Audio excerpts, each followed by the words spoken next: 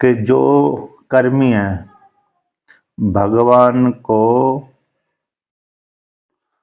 वसु आदि के रूप में उपासना करते हैं, यानी भगवान ही इंद्र देवता, वसु देवता, रुद्र देवता, आदित्य देवता इस रूप में गया हुआ है। इस रूप से तो वसु आदि रूप से ही भगवान की उपासना करते हैं और यज्ञों के माध्यम से उपासना करते हैं, क्योंकि एक श्रुति है। कौन सी श्रुति है? यज्ञो वै विष्णुरुहु विष्णुर्वै यज्ञः। आगे पीछे कर लो, चाहे पीछे आगे कर लो। यज्ञो वै विष्णु विष्णुर्वै यज्ञः, तो विष्णु ही यज्ञ है, नहीं यज्ञ ही विष्णु है। तो यज्ञ कौन है? विष्णु है। तो यज्ञों के माध्यम से किसकी उपासना करते हैं? विष्णु की उपासना करते हैं। यज्ञ नारायण भगवान, तो यज्ञ नारायण भगवान विष्णु है, नारायण विष्णु। तो यज्ञों के माध्यम से यजन करके स्वर्ग की प्रार्थना करते हैं भगवान से कि भगवान मेरे को इस यज्ञ के माध्यम से स्वर्ग लोक फल की प्राप्ति हो। तो ऐसे वे व्यक्ति स्वर्ग पुण्य का अर्जन करके और सुरेंद्र का जो लोक है वो लोक को प्राप्त हो जाते हैं। अब कुछ काल तक रहते हैं, पुण्य क्षीण, फिर वहाँ पर जो मनुष्य संबंधी भोगों से इतर जो भोग होते हैं, दिव्य भोग है, या दिव्य भोग तो यही होते हैं। कौन से भोग होते हैं? मनुष्य संबंधी भोग होते हैं। हाँ, इतना अकेला है कि इसमें दिव्यता है, इसमें दिव्यता नहीं है। इसमें व्यक्ति मनुष्य के भोग है प्राय करके जल्दी कैसे हो जाए, शिथिल हो जाते हैं, मतलब जल्दी ही नष्ट हो जाते हैं और जल्दी ही रोका कर देते हैं, वैराग्य दिला देते हैं।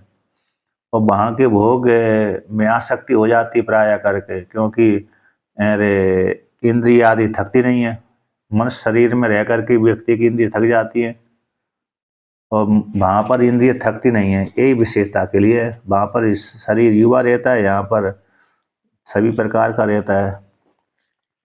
तो इतना ही अकेला भेद है, बाकी और कोई भेद है भोगों में तो कोई भेद नहीं है।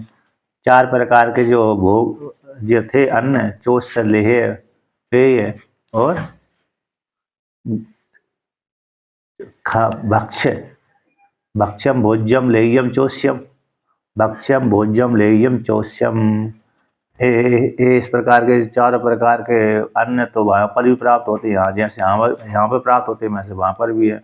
और वहाँ पर जैसे यहाँ पर पुष्पों की सुगंध है, उसी प्रकार वहाँ पर भी है। यहाँ दोनों प्रकार से वहाँ पर इससे पसीन शरीर की थकावट नहीं होती, इतना अकेला है। तो इस प्रकार से ऐसे दिव्य भोगों को भोगता है। तो अब भोगों को भोग लिया तो पुनः वहाँ से भोग कहाँ तक जितना अर्जन किया था पुण्यों का, उतना अर्जन भोग करके समाप्त कर लिया। अब पुनः पृथ्वी पर लौट करके आता है। तेतम भुक्ता स्वर्गलोकम विशालम, कहते हैं विशाल स्वर्गलोक के फल को उपभोग करके क्षीण पुण्य मर्तलोकम विसंति, वे जो व्यक्ति गए थे यहाँ पर अर्जन करके उस लोक में गए थे तो वहाँ से लोग सिर्फ पुनः लौट करके आते हैं। इसलिए परीक्ष लोकान कर्म चितान ब्राह्मणों निर्वेद माया आते है, ये श्रुति आ जाती है। तो एवं इस प्रकार से त्रिधर्म अनुप्रपन्ना, तीनों वेदों में जो कहा गया है, 3 वेद उपलक्षित 4 वेदों में जो वर्णन किया उनका आश्रय लेते हैं। इन तीनों वेदों 4 वेदों के माध्यम से जो कर्मकांड, केवल कर्मकांड, वैदिक कर्मकांड, उपासना से पर ऊपर के लोकों में चले जाते हैं, है ना। उपासना के माध्यम से व्यक्ति ऊपर के लोक में चला जाता है और केवल कर्मकांड करेगा तो स्वर्गलोक, पितृलोक अथवा स्वर्गलोक तक जाता है, फिर वहाँ से पुनः लौट करके आ जाता है। तो गता गतम काम कामा लभन्ते हैं। तो ऐसे केवल कर्मकांडी आने जाने वाले होते हैं और उनकी कामना आदि है भी कैसी है, सीमित ही रहती है, स्वर्ग तक ही कामना रहती है। तो प्राय करके व्यक्ति के मन में यही रूढ़ ज़्यादा है कि हम स्वर्ग के लिए पुण्य करेंगे, स्वर्ग जाएंगे, है ना। गृहस्थ जीवन में यही ज़्यादा बेटर रहता है। व्रतों में तो बात अलग हो जाती है, लेकिन गृहस्थ जीवन में यही ज़्यादा रूढ़ है कि हम पुण्य का अर्जन करके स्वर्ग लोक को जाएंगे, फिर वहाँ पर भोग भोगेंगे, पुनः लौट के आ जाएंगे। इस प्रकार से अब इसका व्याख्यान करते हैं। तो कहते हैं ते, यहीं से चल रहा है ना कि आगे से चल रहा है? अच्छा, तो कहते हैं ते तम भुक्त्वा सर्वलोकम विशालम, कि जो पुण्यों का अर्जन करके स्वर्गलोक में गए थे, विशाल यानी विस्तीर्ण, विशाल का अर्थ कर दिया विस्तीर्ण, तो विस्तीर्ण जो स्वर्गलोक है बहुत बड़ा हुआ है, क्योंकि जो भी यहाँ से कोई भी चले जाए तो वो अरे भराता नहीं है, खाली जरूर रहता है। जैसे पुष्पक विमान है ना, कितनी ही बैठ जाओ एक सीट तो जरूर खाली रहेगी उसकी। ये कितनी ही बड़ी, कितनी लाखों व्यक्ति बैठ जाएंगे तब भी एक सीट, करोड़ों व्यक्ति बैठ जाएंगे तब भी एक सीट खाली बनी रहती है। ये उसकी विशेषता है। अपने आप ही वो विमान बढ़ जाता है, अपने आप ही सिमट जाता है। एक बैठेगा तब भी वो सीमित हो जाएगा, लेकिन दूसरी सीट खाली रहेगी। ऐसी कहीं विशेषता आपने है? अच्छा, एक राजा, हाँ सेंस जो भी है, तो एक राजा को ऐसा हुआ था, देवताओं ने ऐसे ही वरदान दिया था राजा को। सुना है किसी राजा का नाम? किसको कहते हैं? नल, नल को। नल को देवताओं ने वरदान दिया था कि तुमको झुकना नहीं पड़ेगा, जिससे दरवाजे से, क्योंकि दरवाजे छोटे छोटे रखते थे ना पहले, कोई चोर भाग ना पाए, कोई आक्रमण करे तो यारे यारे शत्रु जैसे आएगा दरवाजे में तुरंत ही उसको मार देंगे। तो दरवाजे प्राय करके, जैसे बड़े बड़े जितने भी मंदिर देखे होंगे आपने, तो प्राय करके मंदिरों में छोटे छोटे दरवाजे रहते हैं, अभी भी रहते हैं। पहले अब तो बड़े बड़े करने लगे, लेकिन मध्यकाल में प्राय करके छोटे छोटे, और बड़े बड़े मंदिरों में तो बड़े ही रहते थे, लेकिन बहुत ही कम फिर छोटे छोटे दरवाजे रहते थे। उसी प्रकार से किलों के भीतर भी मुख्य दरवाजा तो बड़ा रहता था, लेकिन जो कमरे आदि के दरवाजे हैं, यहाँ पर गुप्त रूप से रहते हैं, वहाँ पर छोटे छोटे दरवाजे रखते थे। तो वहाँ पर तो कहते हैं कि अरे जो नल जाएगा तो फिर झुकना पड़ेगी, तो दरवाजा ऊपर हो जाता था। कौन सा हो जाता था? दरवाजा ऊपर हो जाता था तो उसको झुकना नहीं पड़ता था। और जल खाली, जल का पात्र है खाली, तो जैसे ही उसको दृष्टि डालेगा जल के लिए, उसी समय जल वहाँ पर उपस्थित हो जाता था। और अग्नि भी कहते, अग्नि ने वरदान दिया था, तो लकड़ी इकट्ठी कर दो, यदि तुम्हारे को आग जलाने की इच्छा है आग की, तो अपने आप ही आग प्रकट हो जाएगी लकड़ी में। ये नल को देवता ने वरदान दिया था, अग्नि देवता ने, वरुण देवता ने और अन्य इंद्र देवता ने ये वरदान दिए थे। महाभारत में इसका प्रसंग आता है। नल और दमयंती के स्वयंवर को लेकर के ही आया है ये वरदान। तो ऐसा हो जाता है, तो उस मतलब वो उसको झुकना आदि नहीं पड़ता है। इसलिए दमयंती ने परीक्षा लेने के लिए, अपने पति की परीक्षा लेने के लिए दमयंती ने कच्चा मांस दिया था। वहां पर लकड़ी दे दिया और कच्चा मांस दे दिया, पका हुआ नहीं दिया था, क्योंकि वो छोड़ छोड़ कर भाग गए थे ना, जैसे वनवास हो गया था उसका भी। तो उसने उसने लकड़ी आग जला ली, अपने आप ही जल गई, लकड़ियों में अपने आप ही प्रकट हो गई, और फिर कच्चा मांस पका कर खा गया। तो फिर दमयंती समझ गई यही मेरा पति है, क्योंकि ये गुप्त रूप में रहता था, उजागर नहीं रहता था, राजा के रूप में नौकर रहा, उस काल में किसी का नौकर था और ऋतुपर्ण राजा का सेवक था। तो इस प्रकार से तो यहाँ पर कहते हैं, तो कहते विस्तीर्ण, विस्तीर्ण जो स्वर्गलोक है विशाल है, उसमें भोग भोग करके, कौन से?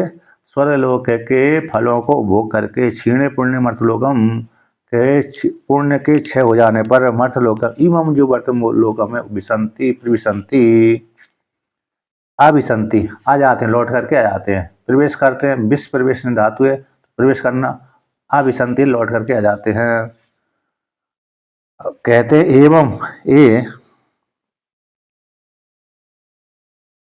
ये शब्द प्रसिद्ध, यहाँ पर कहते हैं आगे, एवं ही यथा उक्तेन प्रकारेण त्रयी धर्म्यम केवलम वैदिकम कर्म अनु प्रपन्ना गतागतम गतम च गतम च गतागतम गमनागमनम कामः काम कामः कामान कामयन्ते इति काम कामा लभन्ते। एवं इस प्रकार से वह कर्मी यथा उक्त प्रकार से यथा किस प्रकार के यज्ञों के माध्यम से पुण्यों का संपादन करके त्रय धर्मम इन तीनों वेद उपलक्षित चारों वेदों में जो कर्मकांड का प्रतिपादन किया गया, क्योंकि चारों वेद में 80,000 मंत्र हैं, तो व्यक्ति की कामना बहुत होती है, इसलिए कामना वाले बहुत होते हैं, इसलिए और उपासक कम होते हैं, ज्ञान के अधिकारी कम होते हैं। तो ज्ञान के अधिकारी कम होते हैं इसलिए उनके लिए कम मंत्र दे दिए, उपासना के अधिकारी थोड़े ज़्यादा होते हैं इसलिए उनके लिए 16,000 मंत्र दे दिए। और कर्मकांडी के अधिकारी बहुत होते हैं, छोटी छोटी कामना बड़ी बड़ी कामना को लेकर अधिकारी बहुत होते हैं, इसलिए वेद ने 80,000 मंत्र उनके लिए दे दिए। तो सबसे ज़्यादा व्यक्ति कामी होते हैं, कामना वाले छोटी छोटी कामना बड़ी बड़ी कामना को लेकर के। उपासना वाले कामना तो बहुत ही कम हो जाती है। कोई उपासना कर कोई उपासना करे तो उसको समझ में उपासना करे तो कोई समझ में नहीं आती कि मैंने कुछ किया कि नहीं किया। उपासना करने वाले को कभी कभी भ्रम हो जाता है कि मैंने कुछ किया है अथवा नहीं किया, वैसे समय तो व्यतीत नहीं कर दिया मैंने, क्योंकि लगता ही नहीं है, कुछ खर्चा हुआ ही नहीं जेब से। और कर्मकांड में तो खर्चा हो गया तो हाँ लगता है जेब खाली हो गई तो कहते हैं हाँ मैंने कुछ किया है। इस प्रकार से तो तीन वेद उपलक्षित चारों वेदों में जो कर्मकांड का प्रतिपादन किया गया, तो केवल वैदिक कर्म में जो उसमें कहा गया उसके प्रपन्न शरणागत हो गए, यानी वैदिक कर्मकांड का सेवन करते हैं। तो वहां पर गतम चा अब उसमें जो प्राप्त था कर्मकांड किया वर्णन किया था उसके माध्यम से स्वर्गलोक चले गए, फिर लौट करके आ गए। गमनागम ये वैदिक कर्मकांड कैसा है, ले जाने वाला और फिर जब पूर्ण का क्षय हो जाने पर लौटाने वाला। तो ऐसे काम कामा, तो स्वर्ग संबंधी काम की कामना करने वाले वो कर्मी इस प्रकार से वैदिक कर्म को शरण में जाकर के वैदिक कर्म की शरण में जाकर के वसुदेव की किससे यानी वसुदेव को साक्षी बना करके। अच्छा, यहाँ पर एक शिव महिमान में भी श्लोक आता है कि भाई कर्मकांड करेंगे, कर्मकांड तो यार जो नष्ट हो जाता है, यज्ञ तो नष्ट हो गया, फल कौन देगा। तो शिव महिमान में एक वाक्य आता ना, प्रतिभुवम क्रिया, अरे भगवान शिव जी को साहूकार बना करके वैदिक कर्मकांड करते हैं। प्रतिभुवम शब्द आया ना, कहाँ पर कौन से श्लोक में आया। अरे क्रिया दक्षो दक्षा कृतुपति रधि सस्तन बताम, नहीं क्रिया दक्ष ये तो इसमें आता है क्वा कर्म इसमें जो क्वा कर्म श्लोक आता ना, क्वा कर्म उसमें प्रतिभुवम शब्द आता है। क्वा कर्म प्रति उठे नहीं रहा सीधा। क्रिया दक्षो दक्षा कृतुपति रधि सस्तन बताम श्रीणाम मार्तविज्यम शरण सदस्य सुरगण कृतु भ्रंशस्तोत्ता कृतु फल विधान विषयनो ध्रुवम कर्तु श्रद्धा विदुरमभि चाराय ही मका। ये तो उसको यारे भगवान के विरुद्ध कब श्लोक है, और दूसरा श्लोक है क्वा कर्म नष्टम। तो ये है मतलब इस श्लोक में आता है प्रतिभुवम। तो कर्म तो नष्ट हो जाते हैं लेकिन फल कौन देगा, तो मेरे फल तो ईश्वर देता है, लेकिन मेरे बिना कर्म के ईश्वर कैसे देगा। और फिर कर्म नष्ट हो जाएगा तो फिर कौन साक्षी है, क्योंकि अग्नि में तो कर्म सारे भस्मीभूत हो गए आहुति।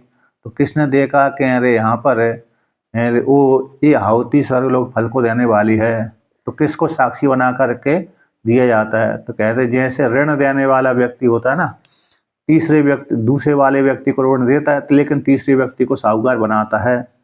ऋण देने वाला व्यक्ति तीसरे व्यक्ति को साहूकार बनाता है। यदि सामने वाले जिसने ऋण लिया है वो यदि नहीं देता है तो जिसकी उपस्थिति में जिसको निमित्त बना के दिया था उसको पकड़ लेता है।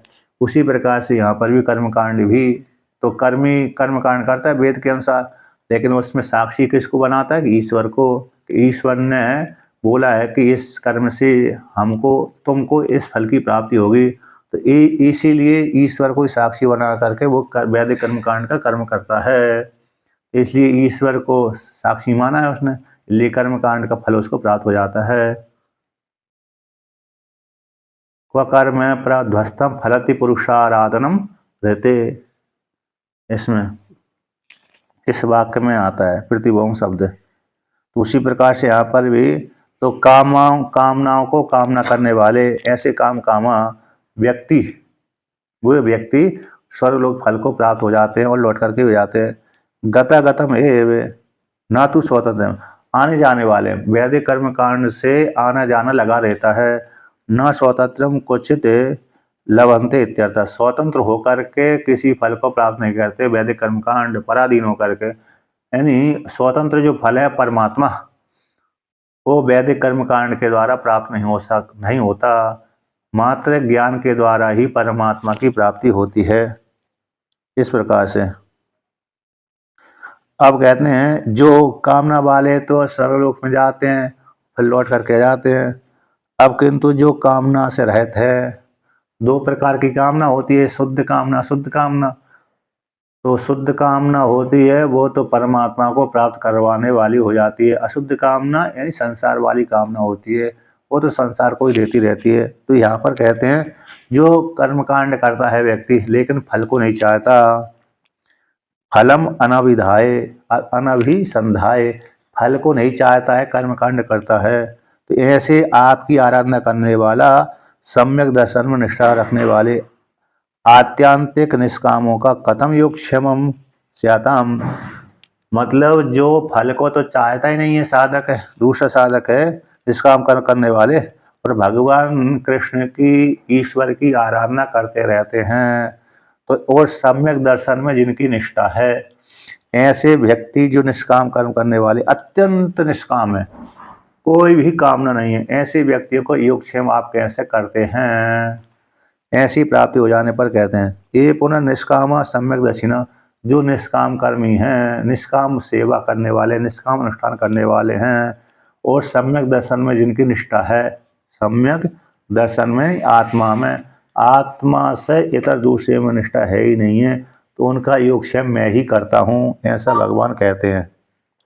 तो उसके लिए 22वें श्लोक का पाठ करते हैं। अनन्यास चिन्त्यन्तो माम्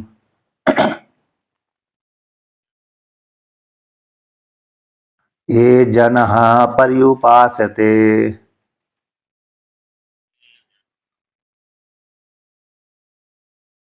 तेषां नित्याभियुक्तानां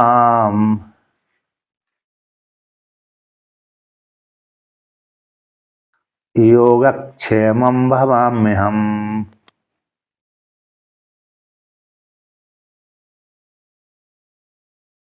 तो यहाँ पर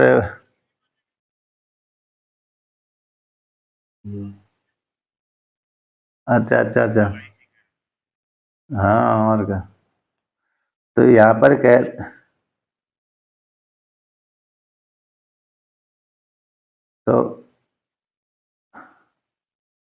तो देखिए कि जो कर्मी उपासक साधक है भगवान का, मुझ परमात्मा का, वासुदेव श्री कृष्ण का, यानी अंतर्यामी परमात्मा का, ईश्वर का अनन्यास चिंतयन्तो, अनन्य भाव से चिंतन करता है, अन्य रूप से नहीं करता। मैं अलग हूँ और ईश्वर अलग है, इस रूप से चिंतन नहीं करता। मैं ही ईश्वर से भिन्न मैं है ही नहीं हूँ, और सब कुछ करने वाला ईश्वर ही है, स्वयं को कर्ता नहीं मानता। जीवात्मा साधक अधिकारी मुमुक्षु स्वयं को कर्ता नहीं मानता, बल्कि ईश्वर के कर्तापन में ही अपने को मानता है कि ईश्वर जैसे कराता है उसी प्रकार से मैं करता हूँ। ईश्वर की जो मर्जी है उसी की मर्जी से चलती है गाड़ी, मेरी मर्जी से कुछ नहीं होता। ईश्वर ने मेरे को जो कर्तव्य दिए हैं करने के लिए वो करता रहता हूँ, लेकिन उसमें कोई भी उस कर्तव्य का फल मेरे को नहीं चाहिए। इस भाव से निरंतर ईश्वर का चिंतन करता रहता है। सम्यक दर्शन में निष्ठा है, आत्मा में निष्ठा है, ऐसे अनन्य भाव से चिंतन करने वाले जो अधिकारी हैं। अरण्यास है ना, बहुवचन का प्रयोग कर दिया, एक है नहीं, देह शरीर की दृष्टि से और उपाधि की दृष्टि से जीवात्मा बहुत हैं। तो अनन्य भाव से जो चिंतन करते हैं, अनन्य भाव से जो माँ मुझ वासुदेव को चिंतन करते हैं, ये जनः पर्युपासते चारों ओर से मेरा ही सेवन करते हैं, किसी दूसरे का आश्रय लेते ही नहीं है, किसी दूसरे देवता का आश्रय बिल्कुल किंचित मात्र भी नहीं देते, है ना। जैसे उदाहरण ले लीजिए, और जो कौन ले लें, आपके जो है ना प्रयागराज के, उनको उदाहरण ले लीजिए। अतः यहाँ पर तो निष्ठा है, ओ तो मतलब कैसी है, ये जो किसी प्रकार से दूसरे शरण में जाते नहीं है। ऐसे एक दृष्टांत है, कौन, नहीं वो तो वैसे मजाक वाली थी। तो जो उपमन्यु है ना, उपमन्यु ने भगवान शिव जी की आराधना करी थी। जो देहरादून है ना वर्तमान काल में, तो वहाँ पर सहस्त्र धारा है, हजारों की धारा में, कहते हैं वहाँ पर पहले उस धारा में स्नान करने से व्यक्ति के रोग निवृत्त हो जाते थे। देहरादून से मात्र 8-10 किलोमीटर ऊपर है, पहाड़ से वो धारा गिरती है, तो वहाँ पर स्नान करने से, उन धाराओं में स्नान करने से व्यक्ति के रोग निवृत्त हो जाते थे। अभी भी हो जाते हैं निष्ठा से जाएं तो, लेकिन अभी तो पिकनिक स्थल है वहाँ पर, मतलब मनोरंजन करने वाले बहुत जाते हैं। तो वहाँ पर, वहीं पर उसने तपस्या करी थी, सहस्त्रधारा में, उस स्थान पर। तो उसको भगवान पहले शिव जी ही परीक्षा लेने के लिए इंद्र देवता बनकर के वरदान देने के लिए गए थे। तो उपमन्यु ने कहा कि मैंने, हे इंद्र देवता, आपको मैं प्रणाम करता हूँ, किंतु मैं आपसे, उस इंद्र देवता ने कहा, हे उपमन्यु, मैं स्वर्गलोक का राजा हूँ और मेरे से तुम वरदान मांग लो। तो इन उपमन्यु ने कहा कि हे इंद्र देवता, आपको प्रणाम है, किंतु मैं आपसे वरदान नहीं मांग सकता, क्योंकि मैंने आपकी उपासना की ही नहीं, तो फिर मैं आपको कैसे वरदान मांगूंगा। और मैंने तो भगवान से ही चाहा है, भगवान को छोड़कर किसी दूसरे से नहीं मांगूंगा, ऐसा उसने कहा। इसके पश्चात इंद्र देवता ही नाराज हो गया, तो उसने वज्र उठा करके मारने के लिए प्रवृत्त हो गया। यानी भगवान शिव जी ही इंद्र देवता बन करके गए थे वहाँ पर।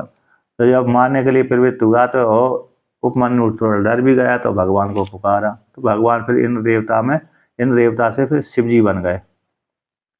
तो वहाँ पर वो मतलब ये दृष्टांत है कि उस इंद्र देवता से भी उसने वरदान नहीं मांगा उपमन्यु ने, परीक्षा लेने गए थे वो।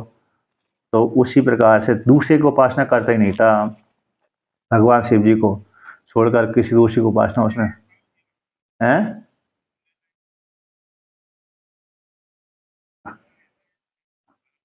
नहीं नहीं नहीं नहीं नहीं, अरे रिश्ता ही रहता है, 24 घंटा चलती है ना वो, तो पहाड़ से पानी आता है। हाँ हाँ, पहाड़ से धारा तो बहुत चलती है, वो तो पानी गिरता रहता है, पहाड़ी क्षेत्र है ना, बहुत बड़ी, हाँ बहुत बड़ी धारा भी गिरती है, सैकड़ों की संख्या में। मतलब हाँ, लोग बाग वो मनोरंजन करने के लिए खूब जाते हैं ना, बहुत बसें भी चलती हैं आजकल तो। और अच्छी जगह है, पुण्य के अनुसार जाएंगे तो फायदा हो जाएगा, बाकी घूमने के अनुसार जाएंगे तो मनोरंजन हो जाएगा, दोनों प्रकार से फायदा है। तो ये हाँ, अच्छा, जो वही उपमन्यु है ना, भगवान श्री कृष्ण के गुरु बने थे, जो वही उपमन्यु ऋषि भगवान श्री कृष्ण के गुरु बने थे। भगवान श्री कृष्ण को पंचाक्षर मंत्र का उपदेश दिया था। भगवान श्री कृष्ण है ना, पुत्र प्राप्ति के लिए भगवान शिव जी की आराधना करी थी, तो उन्हीं को गुरु बनाया था। कहते ऐसे जो उपासना करते हैं, तेसाम तेसाम उनको, जो अनन्य भाव से मेरा चिंतन करते हैं, मुझ वासुदेव परमात्मा का, नित्य अभियुक्ता नाम, नित्य हमेशा ही मेरे में युक्त रहते, मेरे में जुड़े रहते, मेरे में चित्त लगाते हैं। तो ऐसे मेरे में चित्त लगाने वाले जो मेरे भक्त हैं, मुझ ईश्वर के भक्त हैं, उन भक्तों का, तेसा नित्य मेरे में ही अंतकरण, मेरे में ही मन लगा है जिनका, ऐसे उनका योग क्षेम भवाम्य हम, मैं योग क्षेम का वहन करता हूँ, मैं ही वहन करता हूँ। यानी जो अप्राप्ति की प्राप्ति योग, वो प्राप्ति का रक्षण क्षेम, अप्राप्ति की प्राप्ति हो गई, योग कर दिया, और जो प्राप्ति की रक्षा करता रहता हूँ, है ना, तो उसको क्षेम हो जाता है। तो उसका बहन भाव प्राप्त धातु है, तो इस प्रकार से बहन करता हूँ। इसी श्लोक के ऊपर है ना, श्री धरानंद जी ने लेखनी चलाई थी कि भगवान कैसे बहन करेंगे, सर के ऊपर ढोकर के थोड़ी ले जाएंगे भगवान किसी का।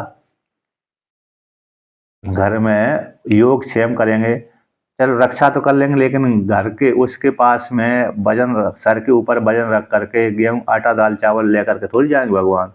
तो ऐसे ही कहा, तो फिर कैसे ले जाएंगे भगवान, योग क्षेम कैसे करेंगे? कि किसी भक्त के ऊपर बैठ जाएंगे और भक्त के मन में बुद्धि फेर देंगे, तो भक्त उसको ले जाएगा कि इस महात्मा जी को भोजन कराना है, इस महात्मा जी के यहाँ पर आटा दाल चावल ले जाना है। भक्त भी है, ब्राह्मण आदि है। इस प्रकार से भगवान ध्यान करते हैं, ना कि सर के ऊपर ले जा करके। तो ऐसा रात्रि को लिखा और सो भाई भगवान ने परीक्षा ही ले ली श्री दयानंद जी के ऊपर। तो उन्होंने कहते विवाहित, उनके विवाहित थे वो, तो उनकी वो ऐसी वृत्ति रही कि हम भिक्षा मांग करके जीवन यापन करेंगे, अथवा भिक्षा मांगते थे। तो सुबह पूजा पाठ करके लेखनी आदि, रात को लेखनी करते थे, सुबह पूजा पाठ करके दोपहर को मतलब 10 बजे भिक्षा मांगने के लिए जाते थे। लेकिन उस दिन भिक्षा ही नहीं दी किसी ने। तो तालाब सोचा भिक्षा मिली नहीं तो पत्नी को क्या बोलूँगा कि लौट के खाली हाथ आ गए। तो तालाब के किनारे ही बैठ गए कहीं मंदिर आदि किनारे। तो भगवान श्री कृष्ण ही बालक बन करके अरे सर के ऊपर आटा दाल चावल लेकर के आ गए क्या। और उसकी पत्नी से कहा, श्री धरानंद जी की पत्नी से कहा कि हे घर की स्वामिनी, ये तुम्हारे पति देव ने ये सामग्री भेजी है, खाद्य सामग्री भेजी है, इसको कहाँ रख दूं, इसको ले लो।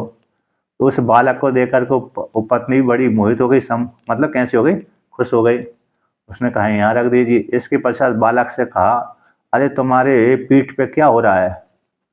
पीठ पे पहले के, अभी तो अरे पैंट शर्ट बैठते ना, बदन अरे ढका रहता है। पहले के बालक है पुरुष, अधो वस्त्र ऊपरी वस्त्र दोनों तो पहनते थे, लपेट लेते थे। ऊपर का जो शरीर है नाभि से ऊपर का खुला ही रहता था प्राय करके, और वस्त्र ओढ़ लिया बस। अब तो उन्होंने कहा कि ये क्या, तुम्हारे शरीर से खून कहाँ से आ रहा है? ऐसा उसने पीठ पे खून टपकता हुआ देखा था, उसकी पत्नी ने, श्री धरानंद जी की पत्नी ने देखा था। उन्होंने कहा कि तुम्हारे पतिदेव ने मेरे को मारा है। भगवान ने कह दिया तुम्हारे पतिदेव ने मेरे को मारा है। अरे मेरे पतिदेव सामान भी भिजवाया है, ऐसा कोमल बालक सामान लेकर के भी आया, इतना वजन ढोकर लेके आया, तो मेरे पतिदेव ने इस बालक को मारा भी है। आने दो, मैं घर में उनको बताऊंगी, डांटूंगी। तो ऐसा बालक को पुचकार करके बालक तो चला गया। अब कुछ देर के बाद, घंटा 2 घंटे के बाद उनके पतिदेव आए होंगे श्री धरानंद जी भोजन करने। भोजन तो था ही नहीं उनके पास में, क्योंकि वो तो गए थे कि भोजन तो मिला ही नहीं, तो थक करके आ गए। तो उस काल में पत्नी ने भोजन आदि बना कर रख भी लिया था। उन्होंने कहा आप कैसे निष्ठुर हो? आते ही उनसे पतिदेव से बोल दिया, आप कैसे निष्ठुर हो? भाई कैसे निष्ठुर, क्यों निष्ठुर हूँ मैं? कि आपने जिस बालक को भेजा था खाद्य सामग्री लेकर के, वो बालक खाद्य सामग्री लेकर के आया और बदले में आपने उसको मारा भी। मैंने तो किसी भी बालक को खाद्य सामग्री भेजी ही नहीं है, और ना ही मैंने किसी बालक को मारा। तो तुम कैसे झूठ बोल रही हो? तो देखो ये खाद्य सामग्री तो यहाँ पर रखी हुई है। उस बालक के शरीर से, पीठ से क्या हो रही है, खून निकल रहा था चारों तरफ है शरीर से। आप कैसे निष्ठुर हो? तो फिर उनको याद आ गई। ऐसी वाणी को सुनते ही श्री धरानंद जी को याद आ गई कि अरे जो गीता है भगवान का पूरा शरीर ही है। गीता कैसी है, भगवान का शरीर है, और भगवान स्वयं ही भक्तों के साथ से भक्तों के हाथ से भेजते थे भक्तों की भी सेवा करने के लिए, लेकिन स्वयं भी भेजते हैं, स्वयं भी योग क्षेम का अध्ययन करते हैं। तो वो विश्वास फिर उनको दिलाया, तो फिर उन्होंने बदल दिया अपने अर्थ को। जो भक्तों के हाथ से ही भेजते हैं, योग क्षेम का अध्ययन करते हैं भगवान, ऐसी बात नहीं, स्वयं भी अध्ययन करते हैं। स्वयं भी सर के ऊपर वजन ढो करके भक्तों की योग क्षेम की रक्षा करते हैं, अध्ययन करते हैं। फिर उन्होंने अर्थ बदल दिया वहाँ पर। पुनः। तो समझ गए, हे भगवान, मैंने किसी बालक माला को तो भेजा ही नहीं था, क्योंकि भिक्षा ही नहीं मिली मेरे को, तो भेजूंगा कहाँ से। भगवान स्वयं ही आए थे। तो फिर सावधान हो गए पुनः। क्या कर दिया, टीका बदल दी उन्होंने, लेखनी बदल दी। तो ये पुस्तक उसमें अष्ट टीकोपेता में उनकी टीका आती है, गीता। हाँ, अष्ट टीको नहीं, गीता प्रेस से कहाँ छपी है उनकी। अच्छा, अष्ट, अच्छा अच्छा।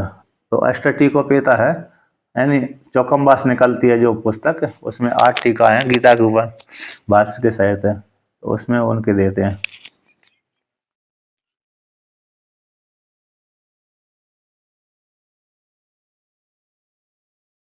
अच्छा,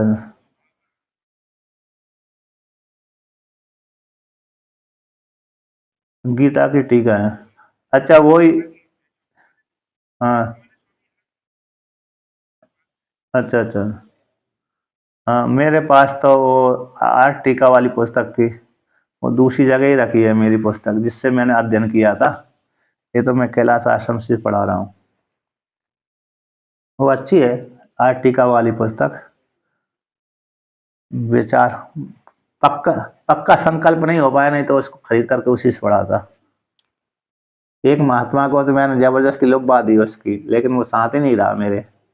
मैंने कहा तुमको पढ़ाऊंगा गीता, ले लो पुस्तक है, लेकिन वो साथ ही नहीं रहा।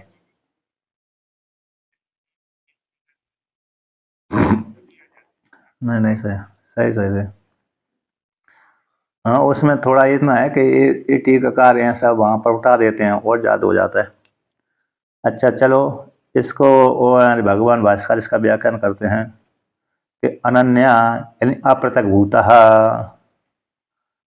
परम देवम नारायणम आत्मत्वेन गतः संतस्य चिन्तयन्तो माम ये जनः सन्यासिनः परि उपासते तेषां परमार्थदर्शिनां नित्याभियुक्तानां सतत अभियोगिनां योगक्षेमं योगो अप्राप्तस्य प्रापणं क्षमस्य तद्रक्षणं तदोभिहम बहामि प्रापयामि अहम।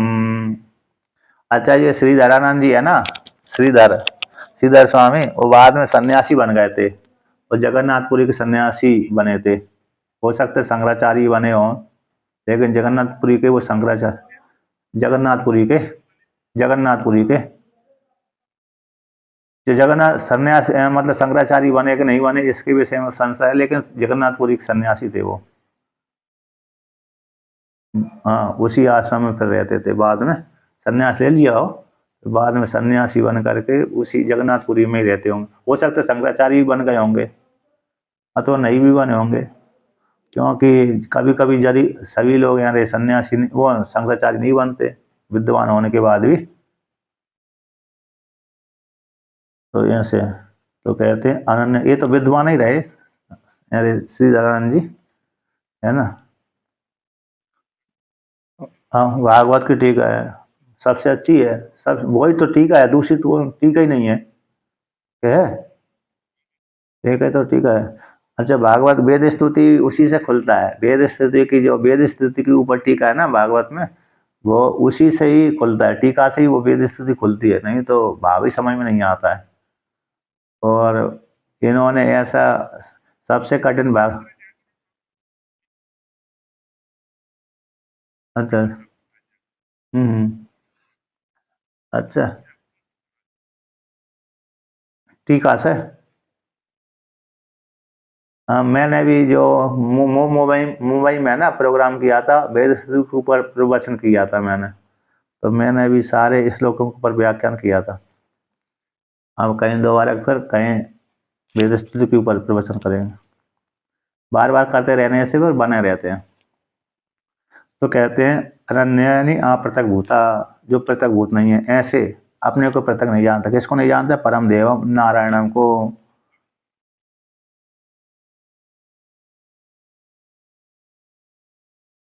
हाँ हाँ, कर सकते हैं। तो सही से, तो कहते हैं परम देवम, परम देव नारायणम, जो परम देव कौन से? नारायण है। नरों का गति है, जीवात्मा की गति है, जीवात्मा को यानी आश्रय अधिष्ठान है। ऐसी देव नारायण को आत्मत रूप है गता, आत्म रूप से जो प्राप्त हो गए हैं, यानी आत्मा ही जानते हैं। कौन? वो साधक है, सन्यासी। आत्म रूप से गता संत होती चिंतन, तो इस प्रकार से कि नारायण हमारी आत्मा ही है, हम नारायण से भिन्न नहीं है। ऐसे जो साधक है, सन्यासी जन यानी सन्यासिनियां, भगवान भास्कर ने व्याख्यान कर दी जना शब्द का, सन्यासी ना यानी यति सन्यासी त्यागी, क्योंकि प्राय करके यही मानते हैं, सन्यासी मानते हैं कि मैं परमात्मा से भिन्न नहीं हूँ, है ना। और भक्त प्राय करके थोड़ा थोड़ा भेद कर लेते हैं, लेकिन सन्यासी तो अभी चिंतन करते हैं। प्राय करके जो विद्वान हो जाते हैं, वेदांत का सहारा लेते हैं, वो अभी चिंतन करने लगते हैं। लेकिन जो वेदांत का सहारा नहीं ले पाते हैं, चाहे वो गृहस्थ हो चाहे व्रत हो, तो वो फिर भगवान को कहते हैं भगवान अलग ही है और मैं अलग ही हूँ, ऐसा ही भाव उनके मन में बना रहता है।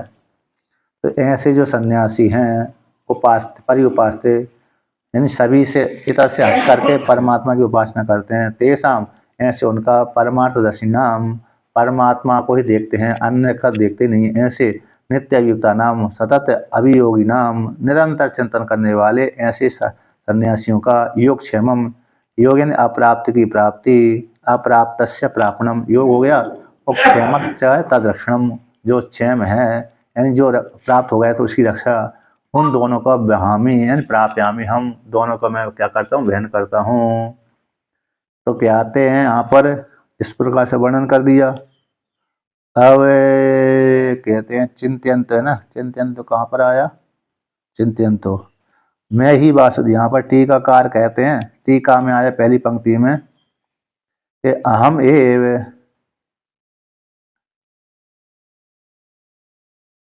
अहम एव वासुदेव सर्वात्मा, सर्वात्मा मैं जो वासुदेव सर्वात्मा हूँ, न मत्तो अन्यत किंचित अस्ति, मुझसे भिन्न कोई दूसरा है नहीं। यदि ज्ञात्वा ऐसा जान करके, प्रत्यंचम तम ए प्रत्यंचम सदा ध्यानता, उसी पृथक आत्मा को, प्रत्यंचम का अर्थ होता है पृथक आत्मा, उसी पृथक आत्मा को हमेशा ही ध्यान करते रहते हैं, चिंतन करते रहते हैं। कौन?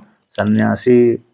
मैं जो वासुदेव हूँ, सर्वात्मा हूँ, मुझसे भिन्न कोई दूसरा है ही नहीं है। हम एक शब्द का प्रयोग कर दिया, मैं ही मैं ही वासुदेव श्री कृष्ण हूँ, सर्वात्मा हूँ। सभी के वासुदेव का अर्थ होता है सर्वम वसति वसु, सभी के हृदय में जो बसता है उसको वसुदेव कहते हैं, और देवयन परमात्मा हो गए, सभी के हृदय में निवास करने वाला, अथवा सभी को अपने में बसाने वाला वासुदेव कहलाता है। तो उस वासुदेव से भिन्न कुछ है ही नहीं है। इस प्रकार से चिंतन करते हैं कौन? भक्त लोग। इस प्रकार से कहा। परिउपास परिता सर्वतो, परिउपास्ते का अर्थ किया था ठीक है ना, परिता एन सर्वतो अनवच्छिन्नतया से, अवच्छिन्न रूप से नहीं, अनवच्छिन्न रूप से पश्यंती जानते हैं। वो नित्य अभियुक्ता नाम है, नित्यम अनवरतम आदरण ध्यान, निरंतर है, कहते आदर पूर्वक ध्यान करते नहीं, कभी कभी वैराग नहीं होता, कभी कभी वैराग हो जाए, कभी कभी आसक्त हो जाए, ऐसे नहीं, निरंतर रूप से चिंतन करते रहते हैं। ऐसे उनका ज्ञान, उनका योग क्षेम में बहन करता हूँ। पीछे टीका में आया है कि ज्ञानी, पीछे भाष्य में पीछे आया, भगवान ने कहा ज्ञानी तू आत्मा है मैं मतम, ज्ञानी तो मेरी आत्मा ही है। आता ज्ञान, मैं जैसे ज्ञानी को अपने से, मैं यद्यपि मैं तो किसी को अपने से भिन्न मानता ही नहीं हूँ, किंतु ज्ञानी मुझको अपने से भिन्न मानता ही नहीं है, इसलिए ज्ञानी तो मेरी आत्मा ही है, मुझ में और ज्ञानी में कोई भेद नहीं है, ऐसा भगवान कहते हैं। भक्तों की ठीक है, भक्त अपने को भेद मानते हैं, भगवान तो नहीं मानते, लेकिन भक्त अपने को भेद मानते हैं कि मेरी रक्षा करने वाला ईश्वर है इत्यादि। इस प्रकार ज्ञानी तो आत्मा है। तो साचा मम प्रियो, कहते वो ज्ञानी कैसा? मेरे लिए अत्यंत प्रिय है, क्योंकि आत्मा हमेशा सबसे ज्यादा प्रिय होती है। सभी को अपनी आत्मा कैसी है? प्रिय होती है।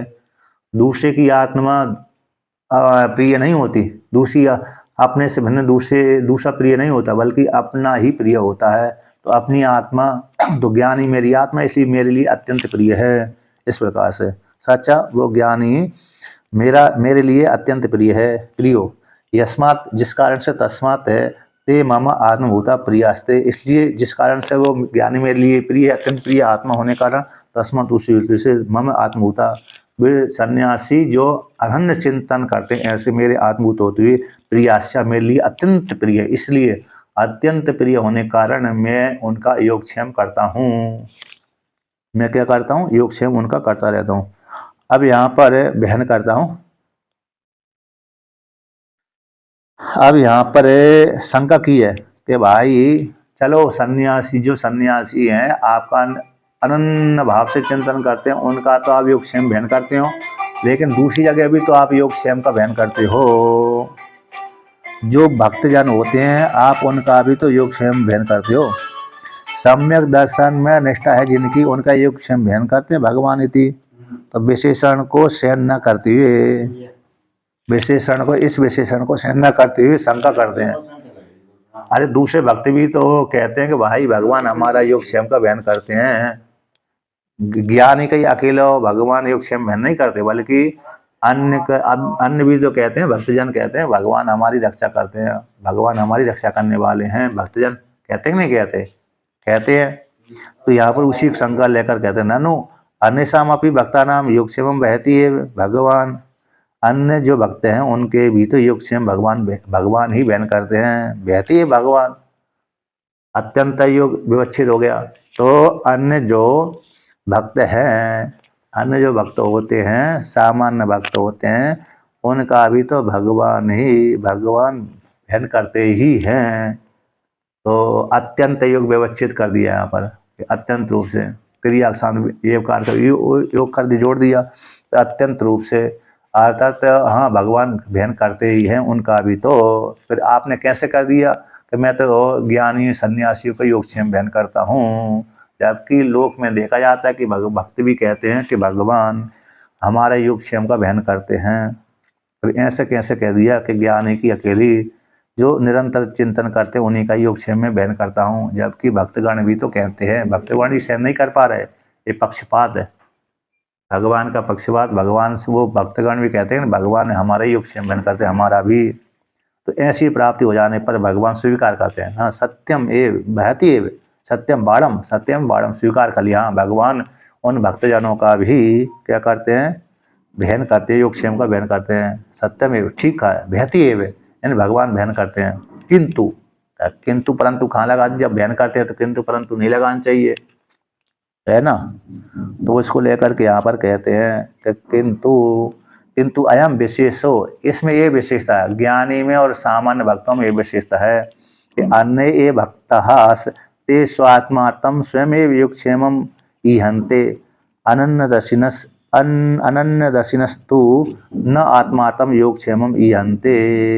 कहते जो अन्य भक्त होते हैं, इन ज्ञानी में और अन्य सामान्य भक्तों में ये विशेषता है कि अन्य जो भक्त होते हैं सामान्य भक्त भगवान के आत्म रूप से, भेद रूप से जो उपासना करने वाले, सामान्य भक्त मतलब भेद रूप से उपासना करने वाले, अभेद रूप से चिंतन करने वाले नहीं, भेद रूप से उपासना करने वाले जो भक्त होते हैं ते वे स्वयं की रक्षा करने के लिए, स्वात्मात्मा अपने लिए, अपनी रक्षा करने के लिए अपने लिए स्वयं ही योगक्षेम की चेष्टा करते हैं। भाई भगवान कहाँ से ला कर देंगे? भगवान चलो भगवान जब से ला कर देंगे तब तो ठीक है, चलो हम ही उस धन की प्राप्ति के लिए प्रयत्न करते हैं, वो जो धन हमने कमाया उसकी रक्षा हम ही स्वयं करते हैं।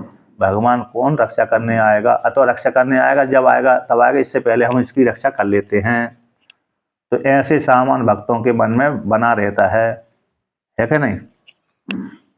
सामान्य भक्तों के मन में यही तो रहता है कि भगवान जब आएंगे तब आएंगे, ठीक है, लेकिन पहले से ही हमको सुरक्षा कर लेना चाहिए। भगवान को क्यों परेशान करें? भगवान को रक्षा करने के लिए क्यों परेशान करें? जैसे तुलसीदास जी ने ना, तुलसीदास जी ने देखा कि भगवान को मेरे लिए धन की रक्षा करने के लिए भगवान को पहरा देना पड़ा, तो भगवान ने उनको क्या कर दिया? तुलसीदास जी ने धन को बांट ही दिया। तुलसीदास जी ने बांट दिया था ना सोना चांदी जो भी, अरे उसमें क्या करने में आया था? कथा करने में आ जाता है। कथा करने का ही फायदा है कि धन अपने आप ही आ जाता है कथा करने से, क्योंकि जो भी श्रद्धालु आते हैं तो वो कथा में कुछ न कुछ चढ़ाते हैं तो धन इकट्ठा हो जाता है। ये विशेषता है। इसलिए जो भी कथा होती है, भागवत आती है, पुराण आदि है, वो धन को देने वाली होती है। तो कहते हैं जो जो भक्त होते हैं सामान्य भगवान को भेद रूप से उपासना करने वाले हैं, कुछ कुछ अभेद रूप से भी जानते हैं, लेकिन ऐसे वो अपने योग क्षेम की रक्षा स्वयं ही करने का प्रयत्न करते रहते हैं, स्वयं ही योग क्षेम को चेष्टा करते हैं।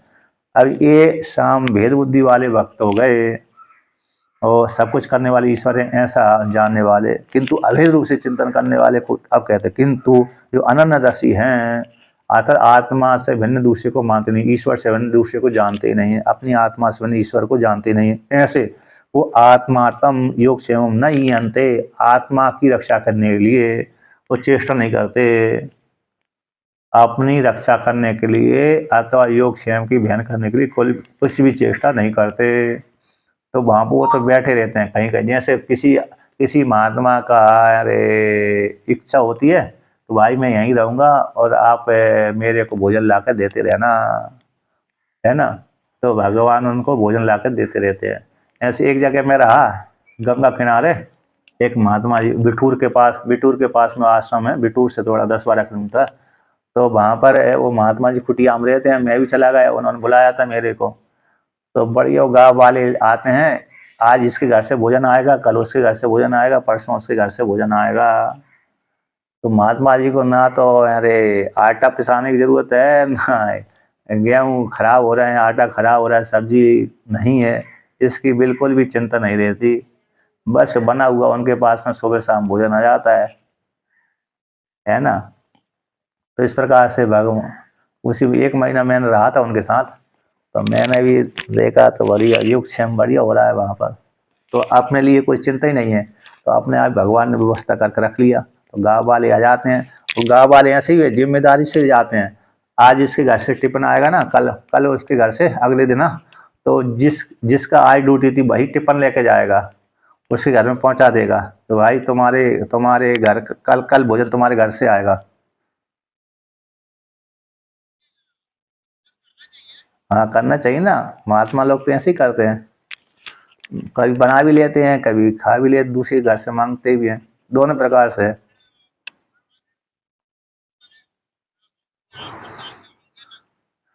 और उसमें कौन सी समस्या है कि नहीं?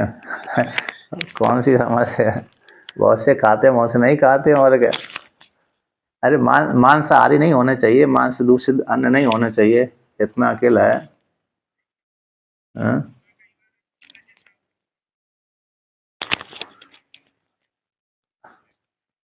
नहीं, हाँ वो अलग से ही बनाते हैं वो, ऐसे जरूरी नहीं है, उसका भी नहीं है, विशेष रूप से दूषित अशुद्ध नहीं होने चाहिए। ध्यान रहा, हाँ हाँ, और क्या, दूषित नहीं होना चाहिए, मतलब ये है, जैसे बहुत से व्यक्ति अशुद्ध बना के भेज देते हैं, तो वो नहीं होना चाहिए, झूठा मीठा झूठा मूठा नहीं होना चाहिए।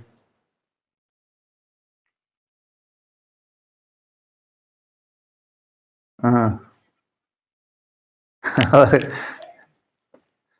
और क्या। तो जहाँ पर जो महात्मा रहते हैं ना, जहाँ पर उनके मन की जान लेते हैं कि ये कैसा भोजन करते हैं, उसी प्रकार से वो भेजते रहते हैं। तो वहाँ तो वहां पर भी जो जिस कुटी में रहा ना, वहां भी वो महात्मा के यहाँ भी वो ऐसे ही आते, बिना लहसुन प्याज का ही आता था। तो इस प्रकार से। हाँ हाँ, बड़ी बनाते हैं और अच्छा बना के देते थे। जो आज 8 दिन में, एक 15 दिन में एक एक घर का नंबर आता है ना, तो फिर अच्छा बना के भी देता है वो, बढ़िया, अरे ठीक ठाक ही देता है। 15 दिन में एक बार तो आया है बाबा जी खिलाने, तो बढ़िया बना के देगा। और जो हर दिन खिलाएगा तो वो रूखे सूखे देने लगता है, हटने वाला होता है कि नहीं। लेकिन जो 15 दिन में एक दिन आता है, तब फिर वो ठीक ठाक खिला देता है। अच्छा अच्छा।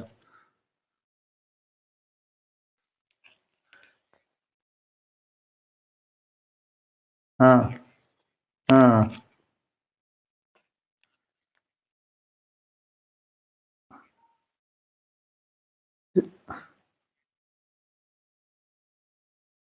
अच्छा अच्छा।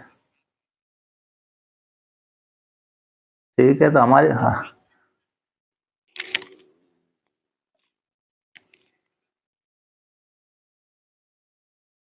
चलिए तो हाँ। हम्म,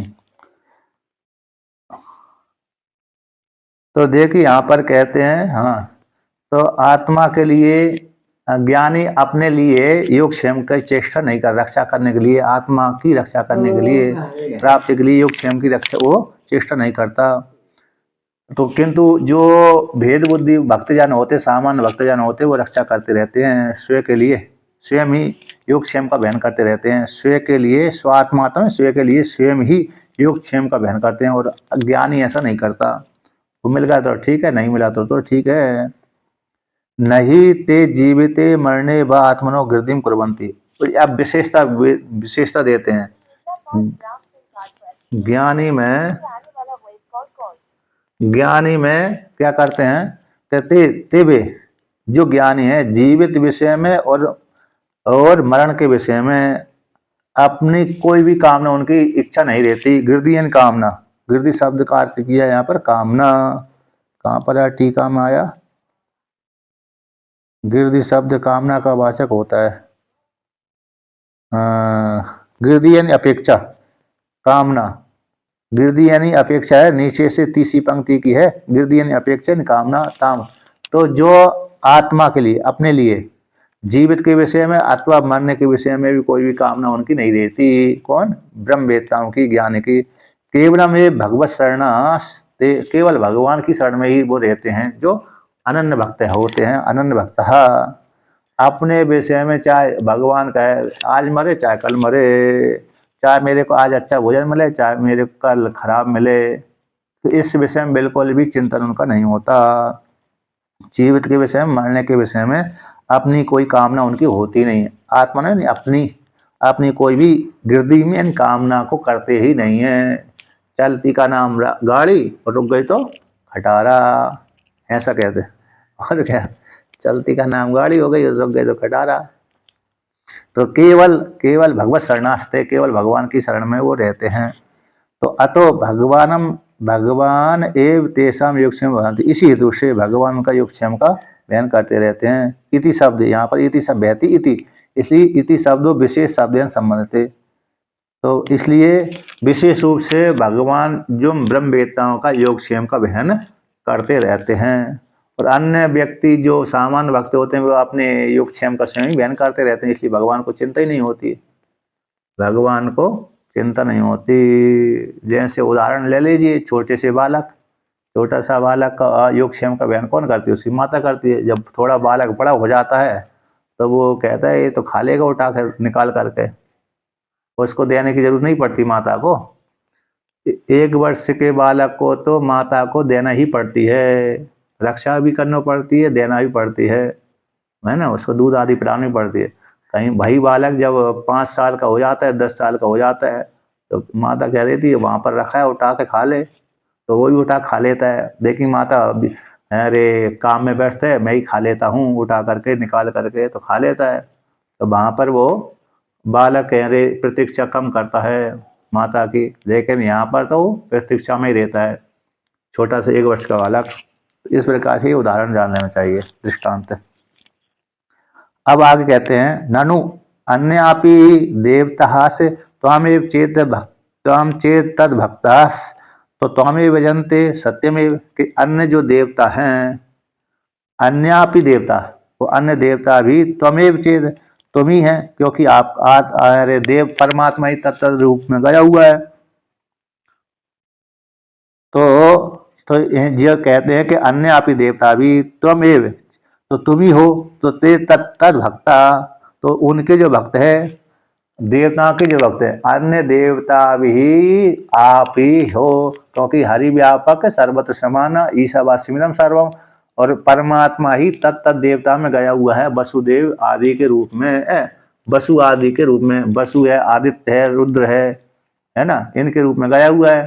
तो जब अन्य देवता भी आप ही हैं, तो फिर वे उन भक्तों जो देवता की उपासना करने वाले हैं, देवता की उपासना करने वाले भी तो आपको ही भजन करते हैं।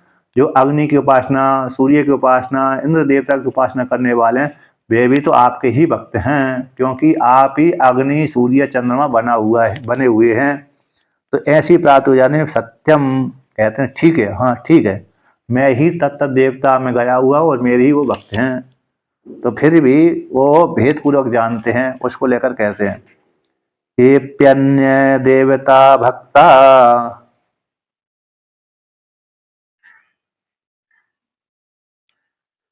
यजन्ते श्रद्धयान्वितः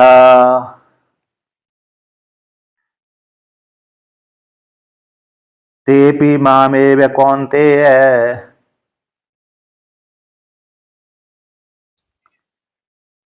यजन्त्यः विधि पूर्वकम्।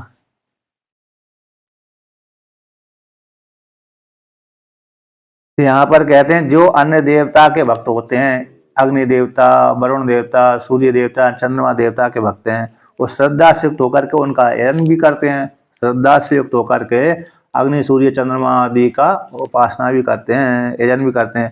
ते मामेव कौनते यजंती, वो मेरे को ही यजन करते हैं, मेरा ही भजन करते हैं, किंतु अविधि पूर्वकम, कैसे विधि पूर्वक नहीं करते, अविधि पूर्वकम, अज्ञान पूर्वक करते हैं। इसलिए अज्ञान पूर्वक करने से वो उनको सीमित फल की प्राप्ति होती है। जैसे एक श्लोक आता है ना, यास्क मुनि का ही है शायद, किनका है, आकाशात पतितम तोयम यथा गच्छति सागरम सर्वदेव नमस्कार केशवम प्रति गच्छति। आकाश से गिरा हुआ जल पर्वत के ऊपर गिरता है, अरे जमीन के ऊपर गिरता है, तो नदी नाले आदि के माध्यम से वह जल समुद्र में ही पहुंचता है। नदी नाले के नाले नदी आदि के माध्यम से, झरनों के माध्यम से, नाले के माध्यम से और नदी के माध्यम से वह जल, आकाश से गिरा हुआ जल कहाँ पर पहुंचता है, समुद्र में ही पहुंचता है। उसी प्रकार से देवता को प्रणाम किया हो, अन्न को प्रणाम किया हुआ, अंतिम में वह प्रणाम केशव रूप परमात्मा को ही प्राप्त होता है, क्योंकि सबका अधिष्ठान तो परमात्मा ही है, फल देने वाला तो परमात्मा ही है। उसी प्रकार से यहाँ पर भी जो अन्य देवता की उपासना करते हैं श्रद्धा से युक्त होकर के, वे मेरा ही यजन करते हैं, लेकिन अविधि पूर्वक, अज्ञान पूर्वक करते हैं। विधि पूर्वक यानी जान करके, अविधि पूर्वक अजान करके, यानी धोखे से मेरा ही प्रणाम करें, लेकिन उनको सीमित फल हो गया। कैसा फल हो गया, वो सीमित फल हो गया, असीमित फल नहीं हुआ। कितना है ना। तो कहते हैं ये अपि अन्य देवता भक्ता, जो अन्य देवताओं के भक्त होते हैं, अन्यासु देवतासु भक्ता, अन्य देवता के भक्त, अन्य देवता भक्ता, वो अन्य देवता के भक्त कहलाते हैं। अन्य देवता के भक्त होते यजंते पूजयंते श्रद्धा आस्तिक बुद्धिया अन्विता, श्रद्धा से नहीं आस्तिक बुद्धि से युक्त होते हुए अनुगता, अनुगत होते हैं। तेपी मामे वे कौन थे, हे कौन थे, मेरा ही यजन करते हैं। मामे कौन थे यजंती अविधि पूर्वकम, वे मेरा ही यजन करते हैं अविधि पूर्वकम यानी अज्ञान पूर्वकम, अविधि का कर दिया अज्ञानम, तत्पूर्वकम यानी अज्ञान पूर्वकम यजनता इत्यर्थ, अज्ञान पूर्वक मेरा यजन करते हैं। इसी हेतु से अज्ञान पूर्वक भजन करने के कारण, यजन करने के कारण उनको अल्प फल की प्राप्ति होती है। किसकी फल की प्राप्ति, अल्प फल की प्राप्ति होती है, ठीक है ना। परिच्छिन्न फल की प्राप्ति होती है। यदि विधि पूर्वक करेंगे, जानबूझ करके परमात्मा का ही भजन करेंगे, तो अपरिच्छिन्न फल की प्राप्ति हो जाएगी। अब अल्प रूप से देवता की उपासना करते हैं, इसलिए देवता के माध्यम से थोड़ा ही फल प्राप्त होता है। यद्यपि देवता की उपासना करने में जो समय लगता है और ईश्वर की उपासना में जो समय में दोनों समानता है। भाई 1 घंटा ईश्वर के लिए उपासना करो, भाई 1 घंटा देवता के लिए करो, तो दोनों का समय 1 घंटा बराबर होने पर भी देवता की उपासना करने में 1 रुपये का फल मिलेगा, ईश्वर की उपासना करने में अनंत गुना हो जाता है, यानी अधिक हो जाता है, ठीक है ना। 1 घंटा का प्रयास में ही बराबर प्रयास होने पर भी फल में उपासक के भेद से अलग अलग फल हो जाता है। सही। लोक में तो आप जानते ही हैं, एक घंटा नौकरी वो कर रहा है कुर्सी पे बैठने वाला, 1 घंटा नौकरी वो कर रहा है किस पे, मजदूरी वाला, मतलब खेती में काम करने वाला। तो दोनों का फल अलग अलग हो गए ना। 1 लाख रुपए कमा लेते 1 घंटे में, एक में 100 रुपये ही कमा पाता है। हो गया। हाँ।